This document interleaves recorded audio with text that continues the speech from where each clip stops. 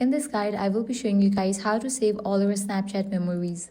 Let's get started. First, launch your Snapchat app, navigate to your profile page, click on the settings icon given at the top right.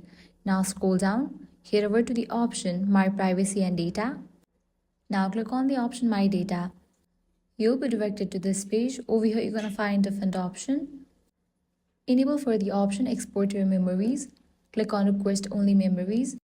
Now go ahead and select the date range. You can set it to all time. Click on Submit.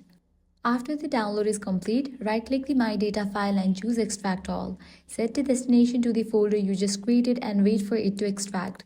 If a prompt appears, just hit Replace. Once the extraction is finished, open the folder and go to Chat Media. Here you will find all of your Snapchats organized by date. And that's it. This way you can easily download Snapchat memories. If this guide helped you out, do not forget to like, share and subscribe. Thanks for watching.